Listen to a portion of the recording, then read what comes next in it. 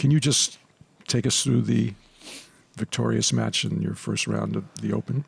Yeah, always a little nerves, I feel like, going out there for your first match, just your first match on the courts, the conditions and stuff like that. But yeah, I thought it did a pretty good job of handling it and got through rather quickly, which I feel like could have been a very, very tricky opponent, especially someone who qualified and has a lot of confidence on the courts. So just, yeah, happy with my performance today. Great. Name and affiliation, please. Wallace, The Washington Post. Hi, Jess. Just wondering what you were kind of going back to in your mind this year and really leaning on in your game that's been working so well for you the past couple weeks.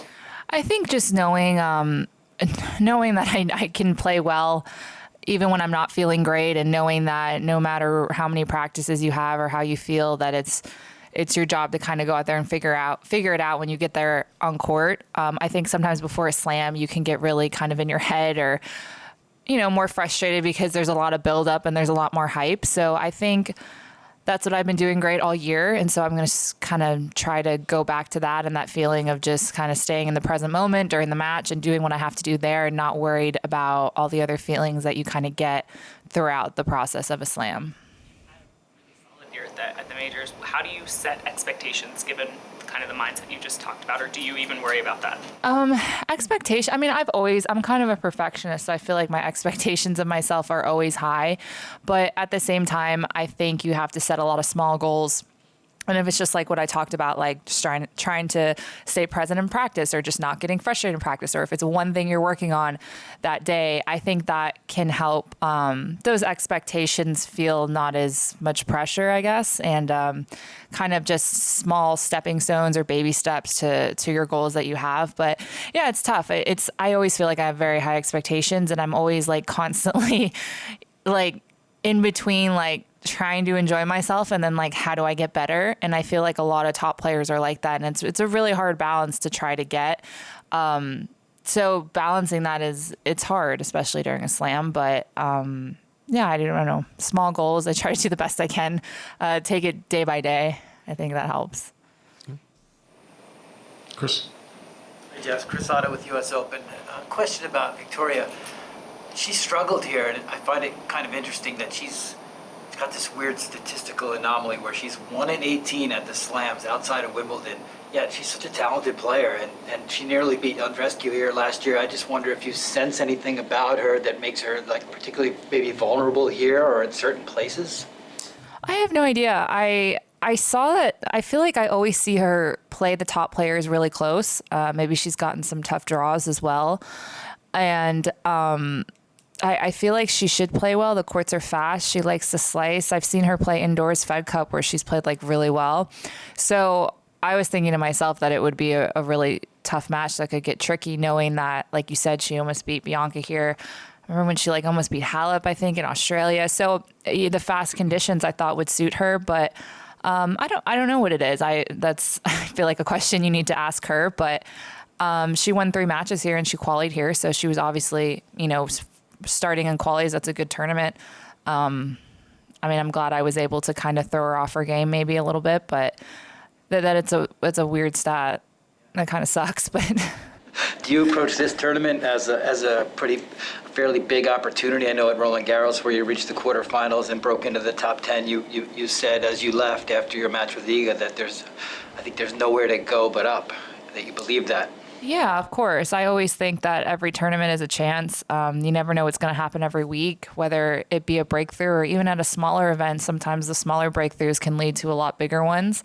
And so I think every week it's really important to take everything you can out of that week and move on to the next week. And it's always easier said than done. But of course, this is another great opportunity for me. I feel like I'm coming in here with more experience than last time, maybe playing a little bit better than last time, I hope. But again, it's day by day, and like you see a lot of upsets, first round, second round. So I'm just trying to like make my way through and do the best I can from there.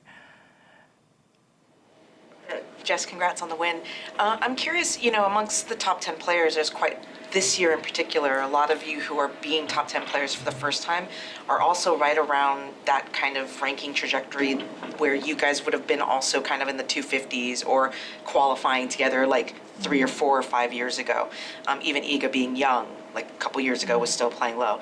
And I'm curious if that has any like impact or influence in kind of the vibe around the top 10 at the moment, because it feels like a lot of you are really familiar with each other from when your rankings were in the 60s, 70s, etc. Yeah, I think a little bit. I think I feel like that probably happens with a lot of players. No, like you kind of come up at the same time, just age-wise, or I don't know. Has it been more this year than usual? Yeah, feels Feels like it. Yeah, I think you see each other do well and you're like, oh, they're doing well. Why can't I do well? Or maybe it's someone you practice with a lot. Things like that. I feel like Maria, Ons, Paula, like I remember like seeing them all kind of escalate and like start to play really well. I feel like a little bit quicker than I did. I feel like I'm maybe a little bit later to that pack, but I'm sure it all motivated each other to see each other do well, and especially if you practice with someone a lot or you're around them a lot or you've played them in matches a lot in tournaments and they end up winning the tournament or they break through.